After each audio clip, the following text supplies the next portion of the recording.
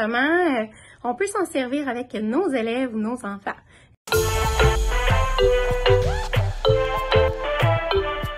On parle de planification. Parfois, c'est assez difficile pour les élèves de savoir déjà qu'est-ce que je vais apporter dans mon sac la veille pour les avoir durant la journée.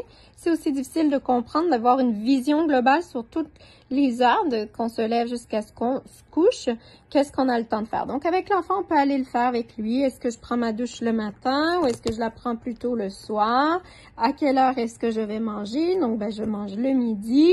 Je mange aussi, j'espère, le matin et le soir. Donc, d'aller les placer pour aussi mieux comprendre tout le temps qu'on passe, par exemple, à table et aussi d'avoir du temps pour jouer. Et puis bon, donc on va les placer selon nos activités. Donc là, c'est le dimanche. Qu'est-ce qu'on fait le dimanche?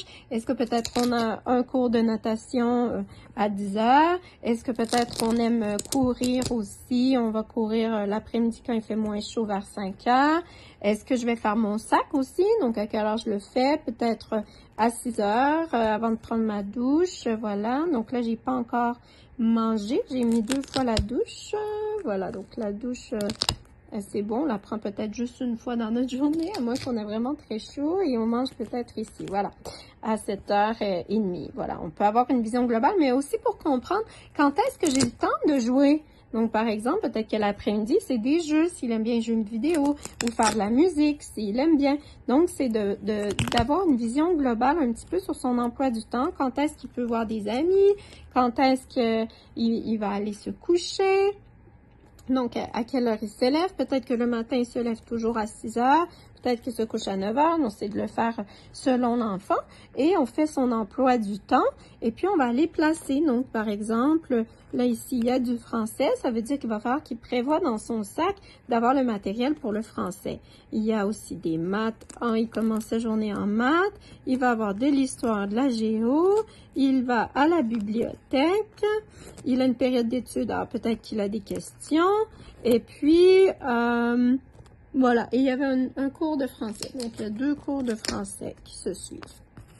Voilà, donc c'est un petit outil qu'on peut faire avec son, je dirais, ado. Ça, c'est bien. Vers le collège, c'est assez bien. Ça peut même continuer jusqu'au lycée, jusqu'à temps qu'on en ait besoin. Donc, c'est des petites cartes qu'on va aller faire avec du velcro. Ça prend un peu de temps, mais c'est très utile.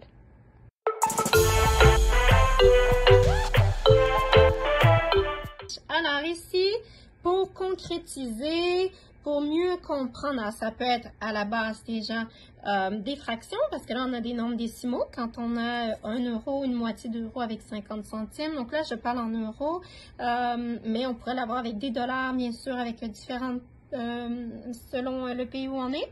Alors ici, donc on a des centimes, les 20, voilà, on peut en avoir donc les 2 centimes avec les petits 1. Et ce qu'on veut, c'est que, donc ça peut déjà nous aider à jouer pour faire des petites additions de nombres décimaux. Et puis aussi pour aller comprendre donc 50 plus 50 si on veut travailler pour que ce soit plus rapide aussi, la rapidité en calcul mental. Bon, avant le mental, on va aller avec du matériel toujours exprimé. 50 plus 50, donc on a 100. Et quand c'est avec l'argent, c'est drôle, mais c'est plus significatif. Et les enfants, déjà, il y a la motivation, il y a aussi le fait que c'est visuel, on y touche, on le prend, on échange. Et ce principe-là aussi avec l'argent peut aussi nous servir pour gagner. Par exemple, on est dans un jeu et puis là, chaque fois qu'il écrit une phrase qui s'est bien corrigée, selon ce qu'on a travaillé avec lui, on peut lui donner un système de points ou d'argent et à la fin, on va aller additionner. Donc comme ça nous permet aussi d'aller travailler les additions, mais en s'amusant parce qu'il est motivé à gagner le plus de points possible.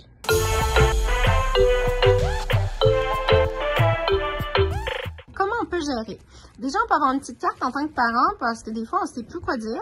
Donc, de dire que notre enfant nous épate ou alors, voilà, de lui montrer qu'il est très important. C'est important d'être reconnu, ton excellente attitude. Donc, s'il n'avait pas une super attitude, mais de trouver en tout cas un moment. On n'attend pas qu'il craque justement. Donc, tes efforts me font craquer, lâche pas. Donc, des fois, on ne sait plus quoi dire. Hein? Ça peut arriver. On voit juste le négatif. Donc, c'est dès que ça se passe bien, de dire quelque chose et de ne pas attendre que ça n'aille plus bien. Donc, je suis tellement fière de toi et c'est aussi de lui faire remarquer ce que toi, tu es fière de toi.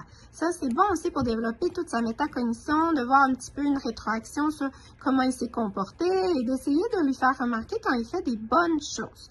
La qualité de ton travail est appréciée. Donc là, c'est peut-être pas le travail puisque c'est durant les vacances, mais comment il se comporte avec les autres, s'il a partagé. Donc, c'est un petit peu ça, s'il a servi son petit frère, par exemple, pour le repas. Donc, c'est un petit peu ça. Donc ça, c'est un petit outil pour le parent, mais c'est aussi, il y a des petits outils pour gérer les émotions avec notre enfant. Donc, on peut avoir ici, par exemple, s'il y a des petites émotions un petit peu trop fortes, on peut lui demander de choisir qu'est-ce qui l'aiderait à se calmer. Il peut faire jouer de la guitare électrique, faire semblant, pleurer. C'est vrai que des fois, il faut les laisser pleurer en fait. Hein? C'est ça qu'ils ont besoin. Donc, il pleure et puis quand il est prêt, on va l'écouter. Peut-être de chanter, et puis après, on fait un retour et on lui demande d'expliquer, d'aller s'excuser. Mais là, c'est s'il est en colère ou qu'il vit une grosse émotion, il y a différentes stratégies. Donc, dire le mot qu'il préfère, peut-être que ça va aussi lui permettre d'exploser.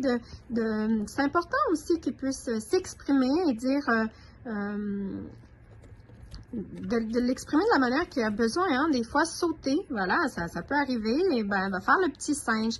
Mais on l'accompagne là-dedans, il se défoule, et puis après, lorsque l'émotion est passée, on est capable d'en parler. Donc, on peut, s'il est en colère, donc des fois, c'est de lui faire choisir.